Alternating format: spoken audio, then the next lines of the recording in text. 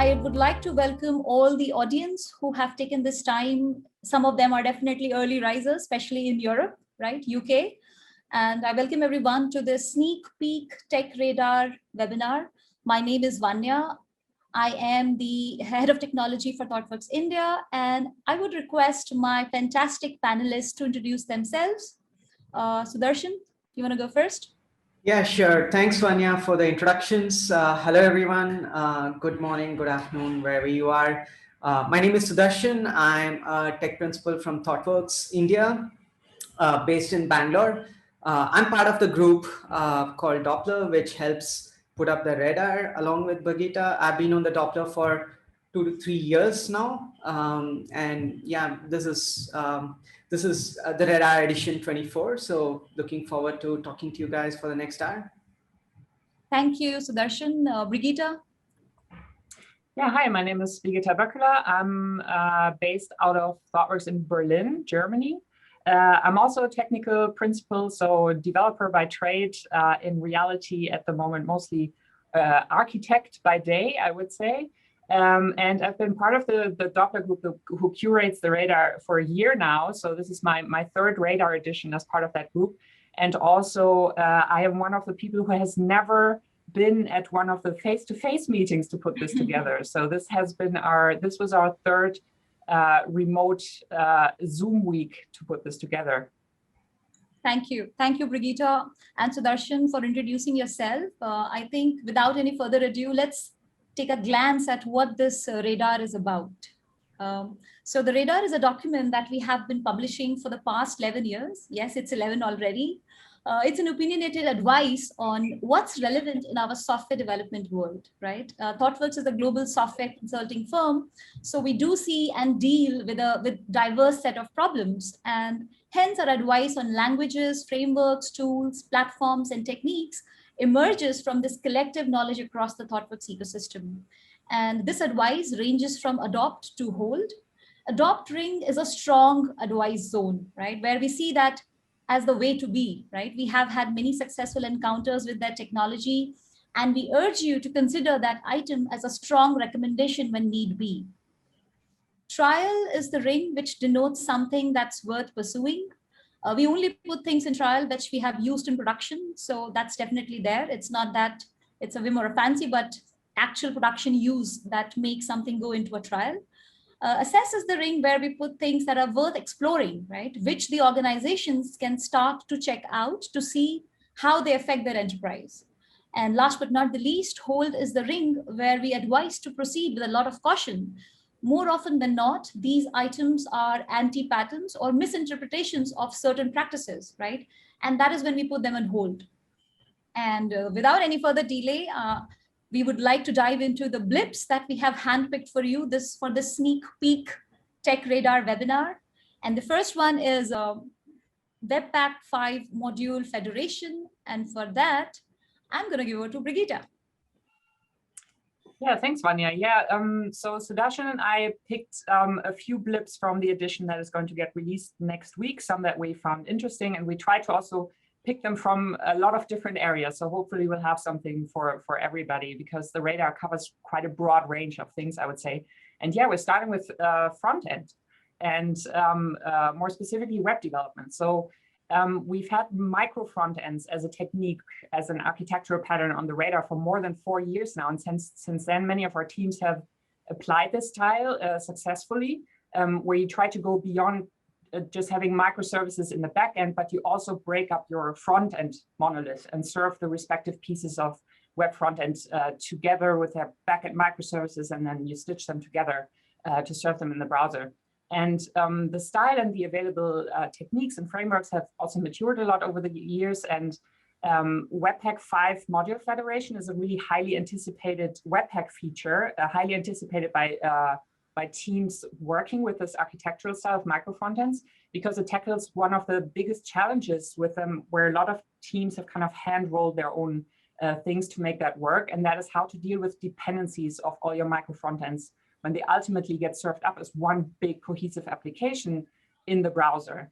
And also what comes with that, also how to really deploy them independently, because that is one of the ideas that also comes with the whole microservices approach. So one of the goals is to be able to deploy independently, right? So you can really have those autonomous teams.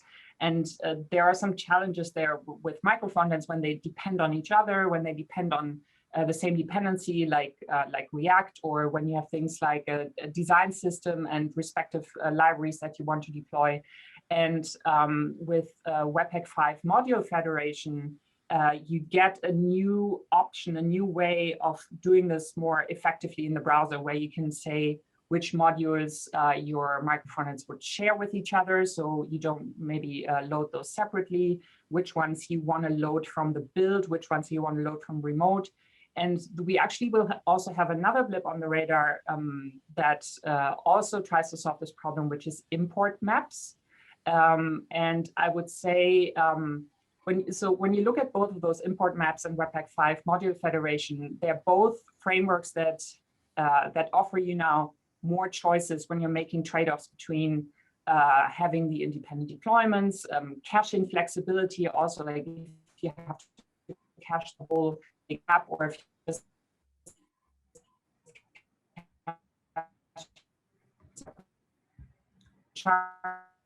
and also trade off the runtime loading, the application of dependencies. So both of those are really, can you still hear me? Yes, the audio was a little choppy. And yeah, I think it's better. Yes, it's now again, hopefully. And maybe one of the differences is that, of course, when you use Webpack 5 module federation, you have to be aware that you're kind of locking yourself into actually using Webpack, whereas import maps is more independent of that, and is also actually a suggestion to become part of the W3 standard. But at the moment, it's only supported by newer versions of Chrome. So if you're using import maps at the moment, you will still have to use polyfills. There's a framework called System.js that helps you do that. So both of these things, import maps and module federation, are still quite new. I know that in Germany, a federation in production. Yeah, so it's exciting to see things maturing in that micro frontend space when it comes to this dependencies. fantastic. Thank you, Brigitta, for that great introduction to Webpack 5 Module Federation. Moving on, the next item that we have picked up for you is from the platforms quadrant called Red Panda. And for that, I'm going to invite Sudarshan. Thank you, Anya. So we started with front end, and now we are moving into a totally different part of the landscape, the streaming landscape. So if you look at the streaming landscape currently, by far the most dominant platform is Kafka, and in some places you'll have Pulsar. If you're going for more cloud native solutions, you might have Kinesis or Azure Event Hub or something like that. Red Panda is another entrant in the space. It's a fairly new entrant, but it's a very exciting entrant. So one of the big concerns people have when they use Kafka is it's operationally quite complex to run. It has all the Zookeeper processes, and you've got the Kafka processes, and to operate the cluster effectively, you have to understand how they are interoperating, how the consensus works, leader elections, so on and so forth, right? So it's actually quite complex to operate. Red Panda essentially aims to address this concern by essentially running as a single binary. It doesn't have this external dependency like Zookeeper. It implements the wrapped consensus protocol within itself, and because it's implementing it within itself and runs as a single binary, it's a lot simpler to operate. Interestingly, Kafka also acknowledges this. They have a KIP 500 to address this problem. I think last week there was a Confluent blog which basically said they have merged it to trunk. So which means the next version of Kafka might actually be a lot simpler to operate. But okay, so going back to Red Panda, like a lot of systems actually do this, right? They actually implement the consensus themselves. But the big concern you might have as a consumer of that product is, do they actually satisfy the correctness properties that you would expect? Like if nodes go down, do they still guarantee correctness? Do they still guarantee that the log is complete, so on and so forth? Most systems tend to do some form of automated testing, like using tools like Jepsen to verify the correctness. Red Panda does the same. They've actually taken Jepsen and extended it to cover longer histories, longer log histories and stuff like that to essentially verify the correctness. The one other thing which Red Panda does, which is slightly better than Kafka, is it has much better tail latencies. So tail latencies is actually a very common problem in distributed applications. What that really means is that your application can perform well on average, right? Like your latencies are pretty good on average. And they might also be pretty good at 90 percentile. But once you go to 99th percentile, you'll actually see most applications have a sharp uptrend in their latencies. And that's because it's really hard to engineer for low tail latencies. And Red Panda actually ground up is engineered for that, and they perform very much better from the tail latency perspective. And the way they do that is they actually use a thread per core architecture, which is a more modern architectural pattern to get better tail latencies. They use the C-star framework, which was created by the ScyllaDB folks. I don't know, you guys might know ScyllaDB. It's a rewrite of Cassandra and C++, and it uses the same pattern. So they basically use the same framework and implement, along with the thread per core architectural pattern, they also have a few other mechanical sympathy techniques. But the end result of all this is they get almost 10x performance or better latencies on the tail latencies problem. Red Panda implements the Kafka API. That's a very interesting choice, because essentially what that means is if you're using Kafka in your ecosystem, you can essentially treat Red Panda as a drop-in replacement. You can actually point your application at a Red Panda cluster, and essentially things should mostly just work. This is, of course, a very sound business decision, right? But I found this interesting because actually this is a thing. We also have a separate theme in the Radar about how the Kafka API has become a thing by itself.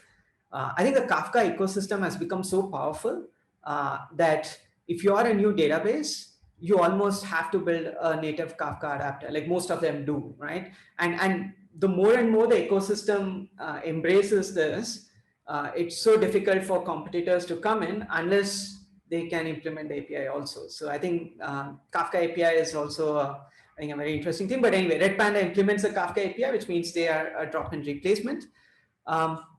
Most streaming platforms have some stream processing capability, like Kafka has Kafka Streams. An interesting capability Red Panda offer is they offer transformations using WebAssembly, which is a very interesting choice, right? Like, and the reason they do it is so that they're trying to attract, so that users can develop transformations in the language of their choice. Now you can write your transformers in any language like Golang or Rust. And once it's compiled down to WebAssembly, they use a V8 engine, embedded V8 engine to do the transformations. Of course, this pattern works only if you're transforming a single message. If you're doing proper transformations which merge multiple streams and stuff, then you probably want to go for a full-on streaming engine. But if you're in the landscape of you're doing some simple transformations, message transformations, something like this makes a lot of sense. An inline transformer, if you will, because you're not using a full cluster and a cluster's resources to do some transformations and stuff. So yeah, I think that's mostly what I want to talk about Red Panda. Like one little thing though, while it's very exciting, it's still fairly new. I think we've not seriously tried it in production yet. So, but it's very compelling, and I think it's a good platform to keep an eye on. Yeah, it's an assess, so something to definitely explore and worth checking if it actually has an impact on your organization. I would like to remind again our audience that feel free to ask questions regarding the items that we are discussing in the Q&A section, and we're going to try to answer them as much as possible. We would try to only limit to the questions that associate with the items that we are discussing and not answer the others just for the sanity purposes. But in the interest of time, moving on, we go to a technique, and they are often, the favorite part of the radar, at least for me. And this technique is really interesting because that's a pattern that we have all seen on our projects, which is about the conundrum between peer reviews and pull requests. And Brigitta is going to tell us more about that. Yeah, and this is also the first, but also the only hold blip I think we're going to talk about. So we try to use the hold ring quite sparingly. So we try to give more positive advice, but usually things that we put in the hold ring are really things that we continuously see still at a lot of the clients we work with. So we want to call that out as something that we've seen with bad consequences a lot of times. So in this technique, we call this blip peer review equals pull request. And what we mean by that is not saying that pull requests are generally bad, but that we see this a lot, that pull requests become kind of like a mandatory thing that everybody has to do. And then teams seem to be forgetting about all the other options you can use to actually do peer review of your code. And it becomes the one thing. And why we see that as a bad thing is that, so pull requests, if you use them a lot and as a mandatory thing, they actually, they can break the team's flow kind of and introduce bottlenecks. So they basically introduce queues to your workflow, right? And the more queues you have, the more this will kind of like pile up and really disrupt your flow. And also, the more it becomes a mandatory thing and it starts slowing things down, and no developer likes bottlenecks, right? It also becomes less effective because people just find ways around it when they need to, right? When they have cases where they're like, in this case, it's not as important, I just have to get this change through, then they just find ways around it where somebody just like, for the sake of it, just clicks on something and it doesn't even get peer reviewed, right? So it's like when it's a one size fits all thing, it means people don't practice thinking about why they are doing this anymore. And they might be taking shortcuts in the wrong places, right? They might be taking one of those shortcuts where peer review would have been really valuable, actually. And so, what are alternatives, right? Or not alternatives, but what should be part of your whole toolbox of how to do peer reviews. So one of the things that, of course, at Thoughtworks we're big fans of, some of you might know, is pair programming. So that is, of course, one of the things that you can do to do peer review just in time, just as you're, in the moment when you're writing the code. I also sometimes like to use the word, the term pair development, right? Where maybe you're not you're not creating code with each other all the time, but you have two people working on a story or on a task, and you regularly get back together and put your pieces together and talk about what you've been doing. And that's how you do the peer review.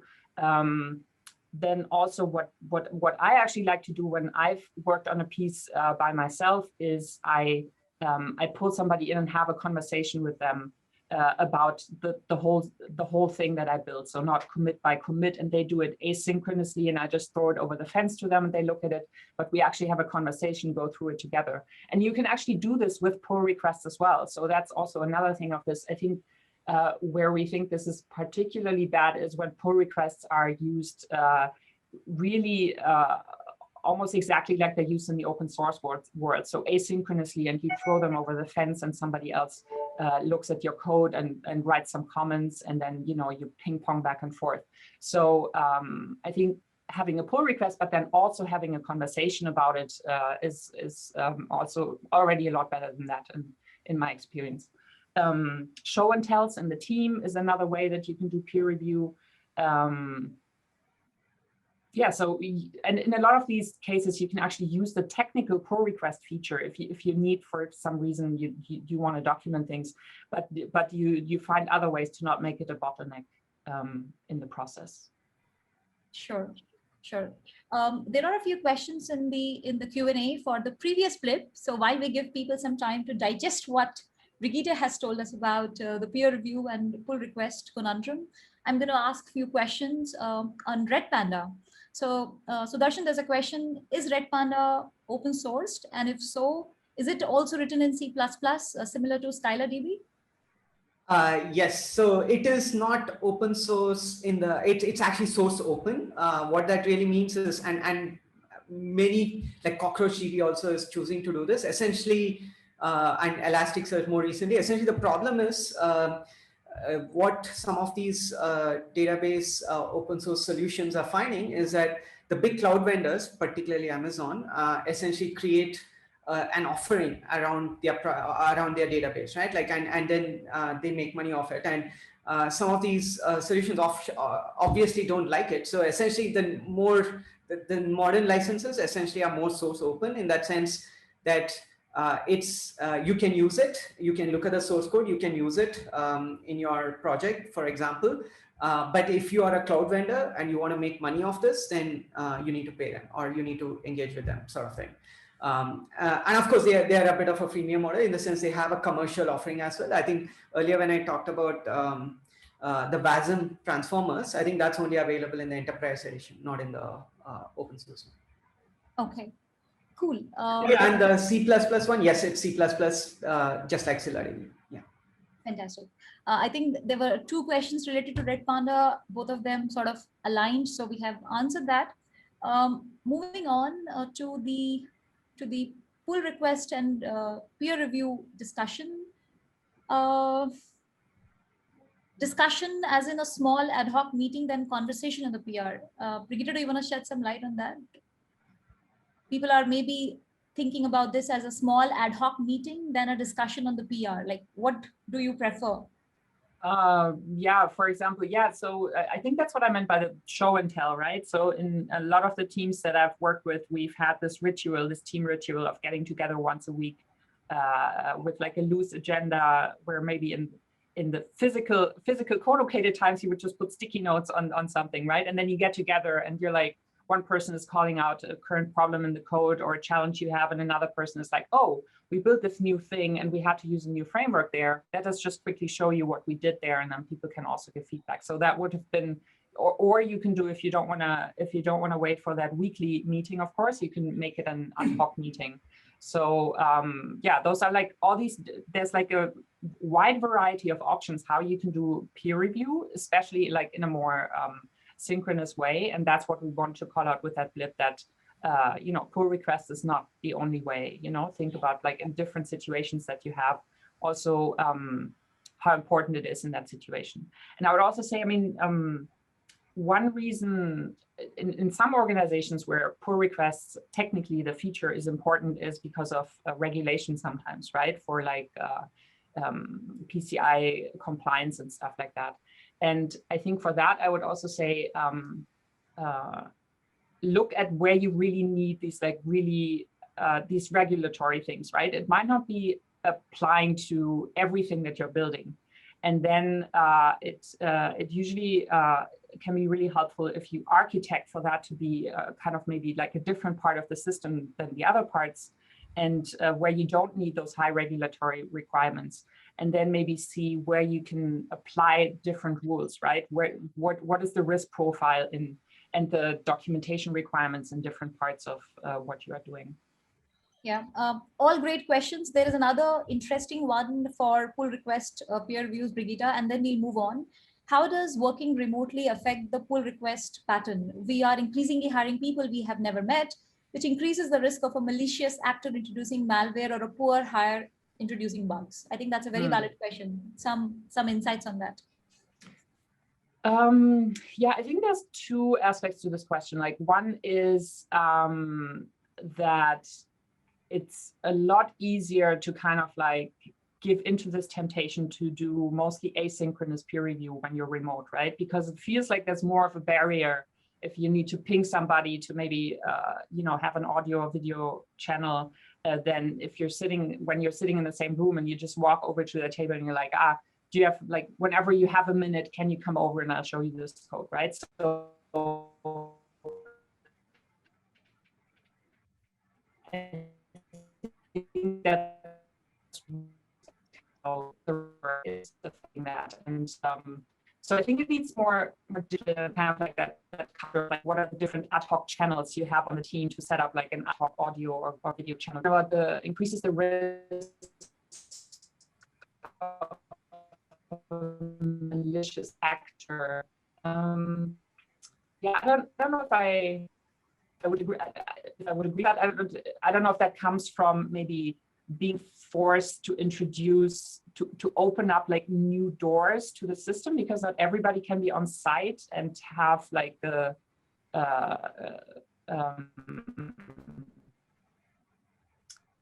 yeah. So I'm wondering if that question comes from the perspective, you know, more people are remote, maybe kind of on short notice because of the pandemic. And then and they're not on site anymore, so they don't have the physical access to things anymore. And then maybe you have to open up security flaws or something for people to access it. I don't know if it comes from that, but yeah, I would think that if you have kind of like a zero trust architecture approach and good security practices to secure your pipeline and your code changes and all of that, which can be like a huge security issue, right? Then I wouldn't say that remote, but I mean that's always a problem with or a concern that people have with trunk-based development, like how much do you trust people to push to master without somebody else having looked at the code, right?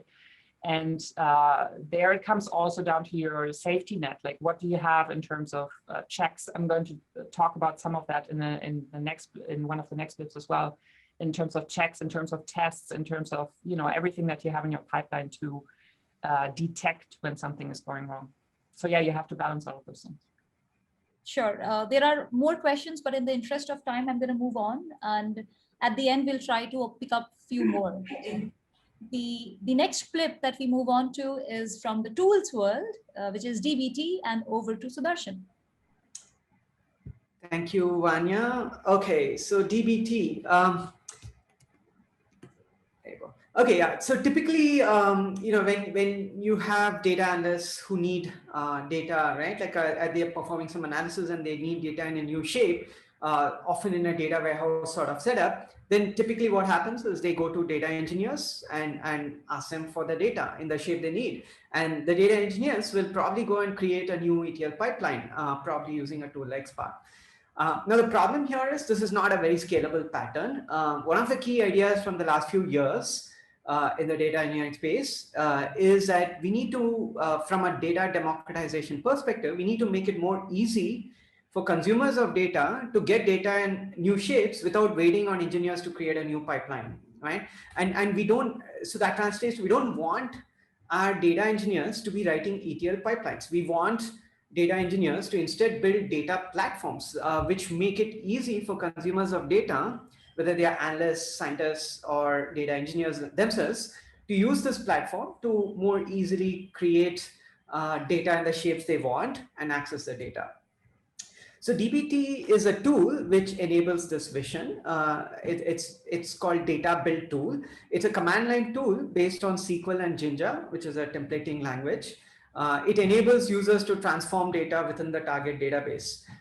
The core idea of DBT is give the ability to the consumers of the data the power to create transformations. So we would essentially use it in an ELT context. Like, so the E and L would have happened, extract and load. The data will exist in the target database. And you would use DBT to then transform the data in the shapes that you need. And then you would consume it. Now, DBT, by the way, we had it back in Assess, in Assess back in 2019 or so. And with this edition of the data, we moved it to trial. Because it's just had such a big pickup in the community. We've used it quite successfully in some of our projects. It does what it's intended for really well, actually. But this sort of is happening now because it's almost like the right tool at the right time and right place sort of thing. There are a few different trends it builds upon to enable it to do what it's doing. The first is you couldn't have done this before, let's say 5 years ago, because you didn't have a system where you could run transformations on big data and make it work efficiently, right? Like you needed the right sort of system, the rise of the NPP SQL data warehousing technologies, right? Like Redshift, BigQuery, or Snowflake. You need these sort of systems which can apply transformations at scale for something like DBT to work. That's one. And another trend is, emergence of SQL as the language across the data landscape. Like whether you're an analyst working on data warehouses, whether you're a data scientist probably working on Hadoop style technologies on data lakes, or even data engineers, right? Like across the entire spectrum, SQL's a tool in everyone's tool belt now. Like everyone needs to know SQL. So having a tool like DBT, which uses SQL, means it's immediately accessible by all these roles. So I think these are the trends sort of which make DBT the right tool at the right time in the right place sort of thing.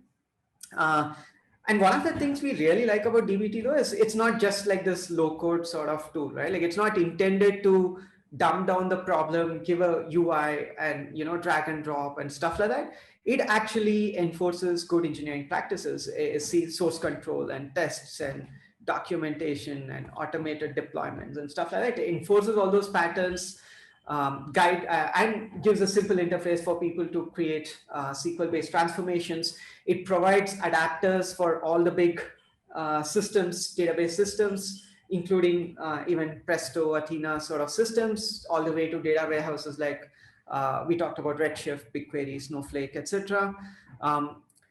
And but it's not a silver bullet, right? Like it is essentially a tool intended for batch transformations. So if you are working in a stream transformation context in an ecosystem where you want streaming transformations, then this might not be the right tool for you. But having said that, the analytics ecosystem is still very batch driven. It's slowly evolving to become more stream driven, but right now at least it is still fairly batch driven.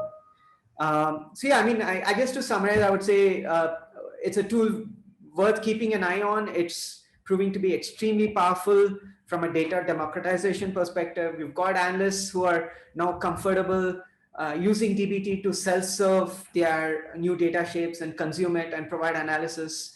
Part of the whole movement to create platforms rather than a plethora of ETL pipelines.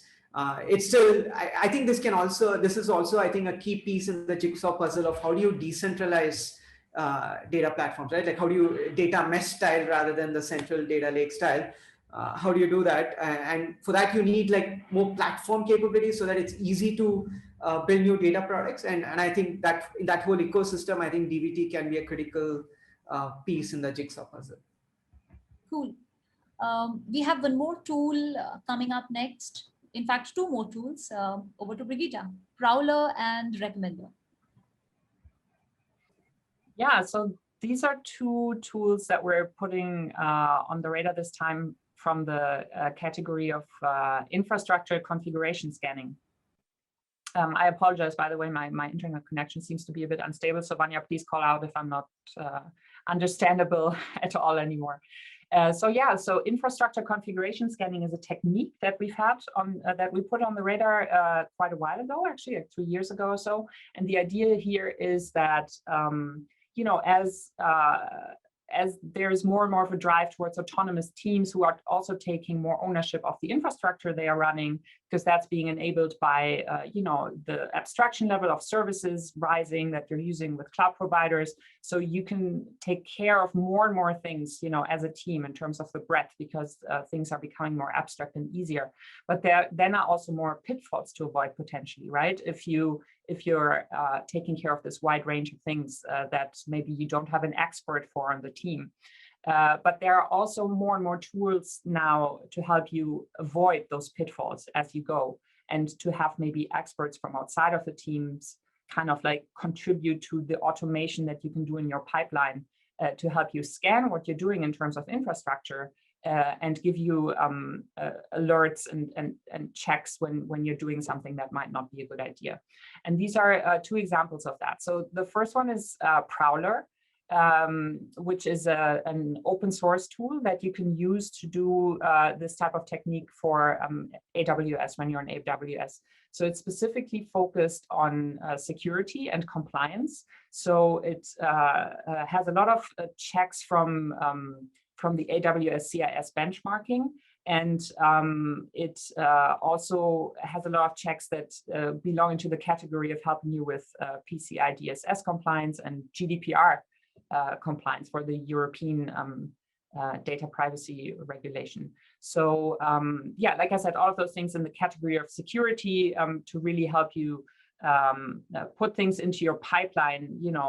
As I said, maybe even from the outside, from your security governance, you can tell teams, okay, put these checks in when you're changing things in your infrastructure. We can see when things pop up that you should take care of.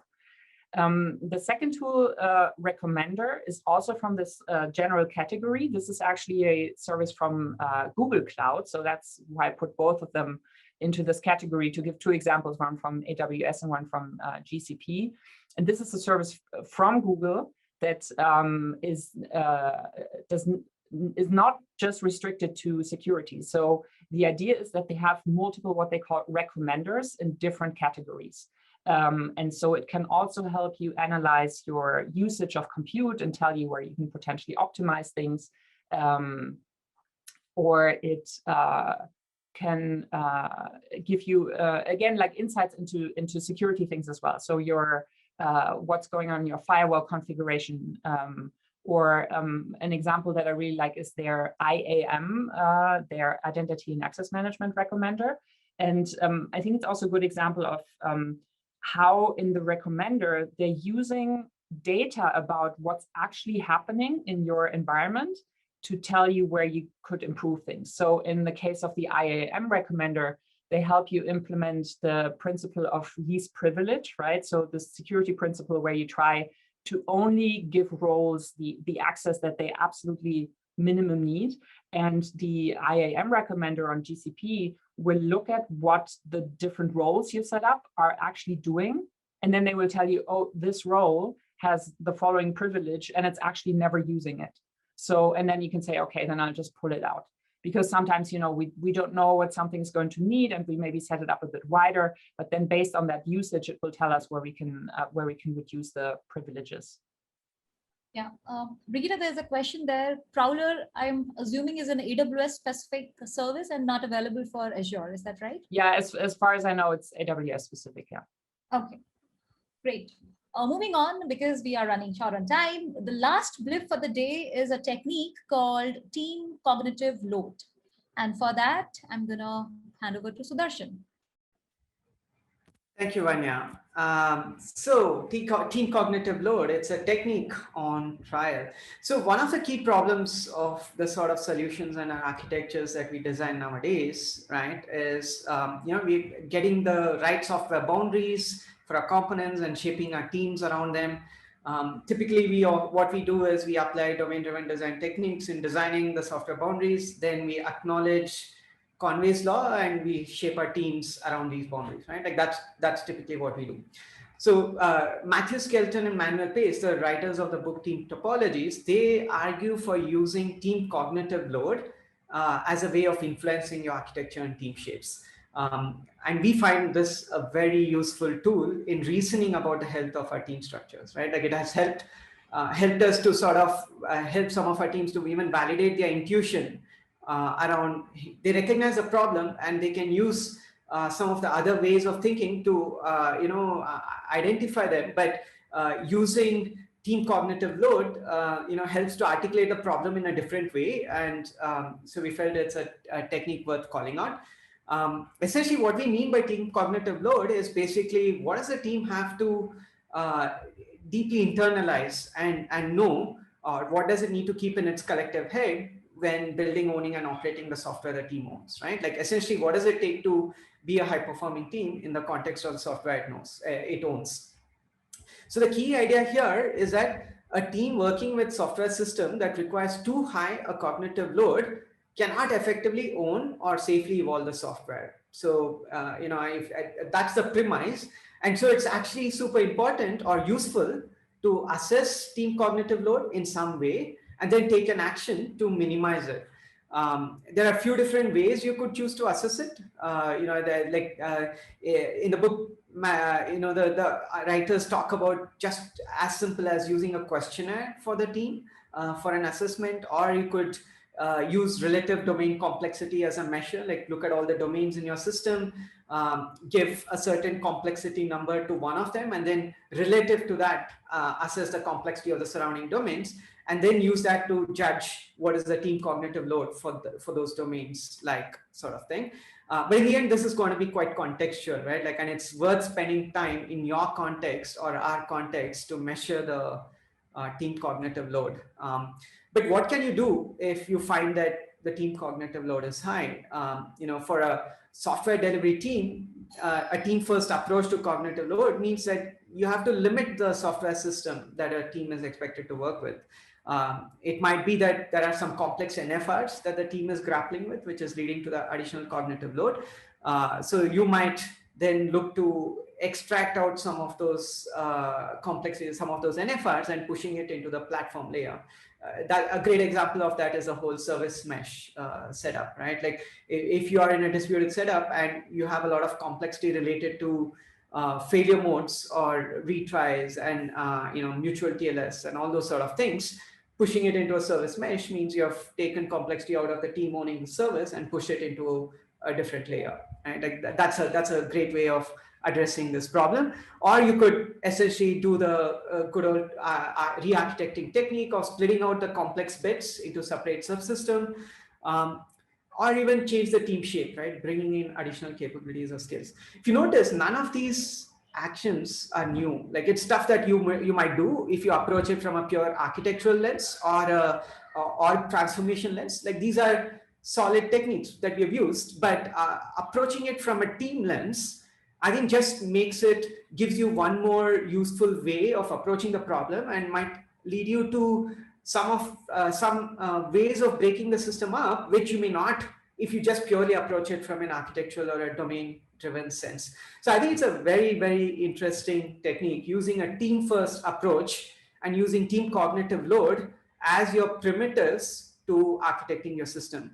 And we think it can be a very useful North Star sort of thing to focus on as we evolve our systems.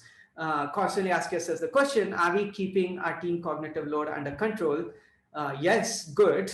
No, what do we do? Should we break up the system? Should we take one of these actions? So on and so forth. So yeah, I think I really like this blip. We've tried it in a few places, but I'm really looking forward to trying it in my current account.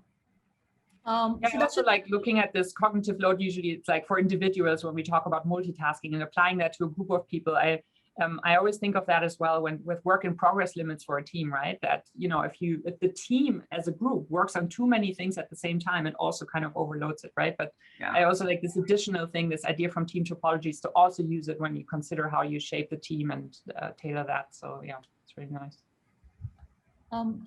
There's one interesting question in the chat around team topologies. Any example where team load is too high is across number of technologies, business domains, and a mix of these, right?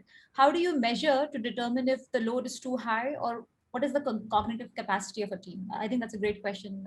Sudarshan. It's a great question. And I don't think we have enough data to summarize and say crisply, here are the ways which work. I think it has, right now at least, we are approaching it in a very contextual manner. Like, what are the dimensions for your team which add to complexity, right? Like some things may not add to complexity. Like, for example, and this I think is very clear, like it may not be lines of code. It may not be the size of the system. It might instead be just configuration, like for example, right? Like maybe you're deploying it into many contexts and there's a lot of configuration and that's adding to complexity. So I think at this point, at least my sense is it is still contextual and we are still trying to figure out how best to measure it. I like the idea of using relative measures, even if you are not able to come up with absolute measures, sort of like estimates, right? Like you may not be able to say this is 10 in a scale of 1 to 10, but you can say this is twice more complex than this other thing. And if you are able to sort of use relative measures, you might be able to better reason through and say, you know what, this team in my organization has higher cognitive load than this team because the complexity of the ecosystem they work with is twice as much. Maybe something like that might be more, easier to reason about. And what I just said with the work in progress, like how many topics does a team have in progress at one moment in time? So if you maybe tag their tasks into different buckets, right? And you see they're actually working on 10, they have to work on 10 different things at the same time because it's in the nature of what they're doing, then that's usually a warning sign. Absolutely, yeah. There's one more interesting question on this.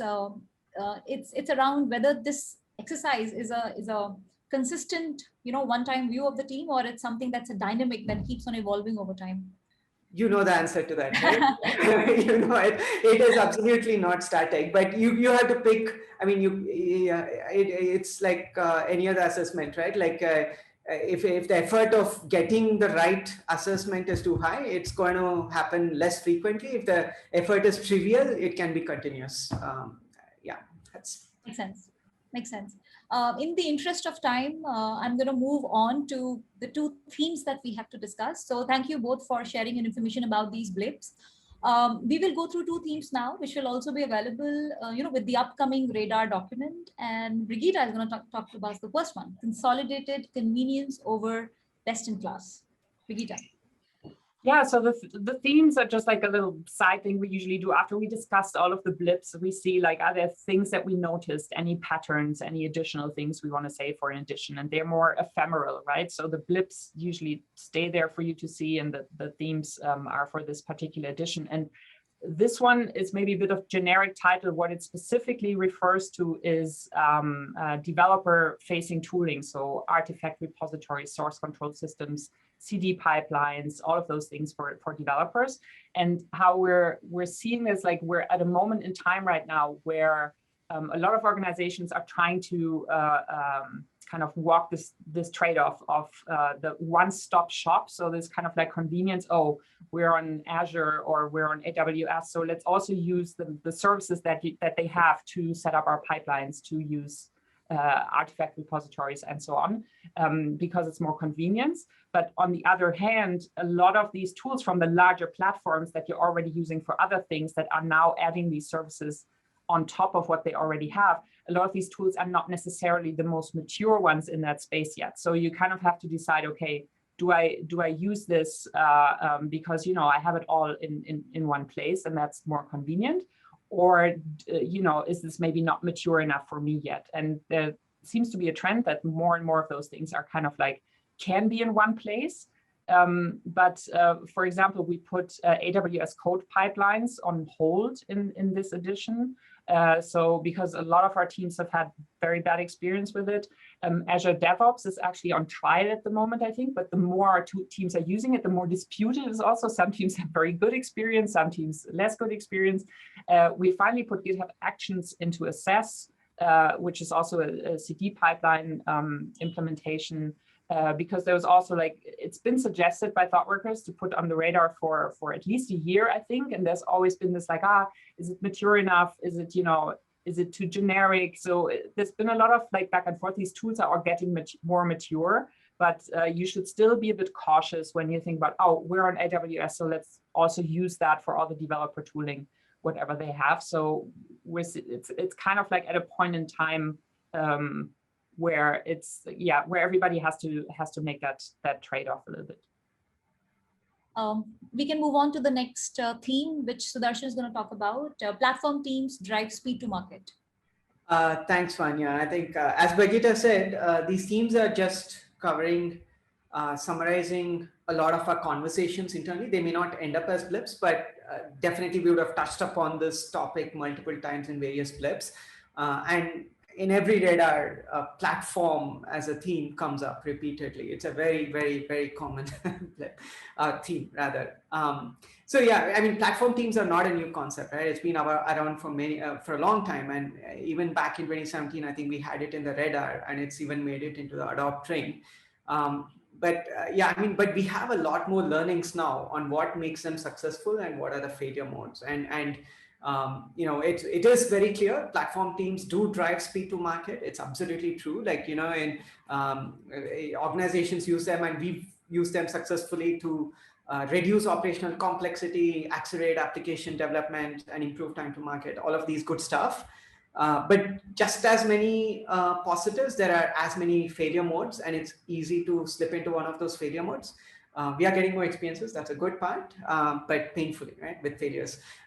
We've got like the one platform to rule them all failure mode. We talked about cognitive load before. Think of a platform which has to do your, the hosting bit. It has to do your runtime observability. It has to do your auth-and-OZ. If you try to do too much, then cognitive load is obviously too high. And apart from the quality of the service, the team is just going to struggle, right? Another failure mode is big platform upfront, where it may take years to deliver value because you're just trying to do too much. You're trying to get to a perfect state before getting your users to use it. putting platforms behind a ticketing system was one blip we talked about. I don't know whether it actually made it, but like you build a platform, but then you put it behind a ticketing system, which means you lose all the things it was originally intended to solve, the self-serve and ease of use and all that stuff. Another failure mode we are seeing is layered platform teams, which basically means like you take your application stack and create layers, and you have a platform for each layer. So it's then tempting to put logic in there, and your actual feature teams are sort of being disengaged, sort of thing. So multiple failure modes, right? But what's helping us is that we are realizing some of the things to do to avoid these pitfalls. And one of the most powerful things is just like product thinking techniques here, right? Like have a proper product owner for it, talk to your customers, understand what is the scope for it, of the platform that you're applying to, how do you make it usable for your customers? Apply all your product thinking techniques, and there's a good chance that you'll avoid at least some subset of these failure modes. And also with our experiences, we are also coming to some realization about the interaction patterns between platform teams and the various consumer teams, like, how at various points in the maturity life cycle, different patterns come into play. You might start with a more collaborative pattern initially where you're working with one of the consumer teams, but over time you disengage more and more into a clean self-service as a service pattern. So yeah, I mean, basically, yeah, I guess the summary here is, I mean, there's no doubt that this is very, very useful. Lots of failure modes, but we have learned a lot as well. And we know some techniques to avoid those failure modes. Cool. I think with that, we come to the end of what we had planned for this hour, but there is one question which is still open about the team cognitive load. Sudarshan or Brigitta, can you please give one example assessment of cognitive load measurement in real life? Actually, I pasted a link in the chat. No, I've not used it, but I think at least one or two of our teams have used this as an inspiration to derive a different questionnaire. This is, I think, created by an assessment by the team topology creators themselves. This could be a starting point, I think. All right, cool. So we have already crossed the end of time, but if there are few more pressing questions, we can definitely stay back to take them. But in the while, I would like to thank my panelists, Brigitta and Sudarshan, for taking out this time to give a sneak peek to our audience who are waiting for the volume 24 of our radar. And I would like to tell our audience to stay tuned because the radar is going to be out pretty soon. I've been advised to not tell what's the timeline looking like, but do stay tuned for any more updates about the radar. And I think because there are no more questions, maybe we can call it a day. And thanks everyone. Thanks for joining and have a great day ahead or a good night. Bye. Take care, everyone. Thank you, Vanya. Thank you.